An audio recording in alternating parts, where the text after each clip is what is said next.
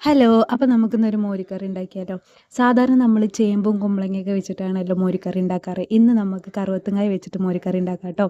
നിങ്ങളുടെ നാട്ടിൽ ഇതിന് എന്താ പറയാന്നൊന്ന് കമൻറ്റ് ചെയ്യണേ. ഞങ്ങളുടെ നാട്ടിൽ ഇതിന് കറുവത്തുങ്കായ എന്നാണ് പറയുക. കറുവത്തുങ്കായുടെ തൊലിയും കുരുവൊക്കെ കളഞ്ഞെടുത്തിട്ട് ഒരുപാട് ചെറുതാവാതെ ഒരു മീഡിയം സൈസിൽ കട്ട് ചെയ്തെടുക്കുക. വൃത്തിയായിട്ട് കഴുകിയെടുത്തതിന് ശേഷം മഞ്ഞൾപ്പൊടിയും പച്ചമുളകും ആവശ്യത്തിനുള്ള വെള്ളം കൂടി ഒഴിച്ചിട്ട് നമുക്കൊന്ന് വേവിക്കാൻ വേണ്ടി വെക്കുക. സമയം കൊണ്ട് ഇതിലേക്കുള്ള അരപ്പ് തയ്യാറാക്കിയെടുക്കുക. അതിനായിട്ട് തേങ്ങ, ചെറിയ ഉള്ളി, വെളുത്തുള്ളി, അതേപോലെ ഒരു നുള്ള് ചെറിയ ജീരകം ഇതെല്ലാം കൂടി ഇട്ടിട്ടൊന്ന് അരച്ചെടുക്കുക. നമ്മളിവിടെ വെള്ളത്തിന് പകരം തൈര് ചേർത്തിട്ടാണ് കേട്ടോ അരച്ചെടുക്കാൻ വേണ്ടി പോണത്. കറി തിളച്ച് തുടങ്ങുമ്പോൾ ആവശ്യത്തിനുള്ള ഉപ്പും കൂടി ഇട്ട് കൊടുത്തിട്ട് ഒന്ന് അടച്ച് വെച്ച് വേവിക്കാം. കറുവത്തുങ്കായ വെന്തതിന് ശേഷം അരപ്പ് ചേർത്ത് നല്ലപോലെ ഇളക്കി കൊടുക്കുക. ഈ സമയത്ത് ഉപ്പ് കുറവുണ്ടെങ്കിൽ ഉപ്പും കൂടി ചേർത്ത് കൊടുക്കുക കേട്ടോ.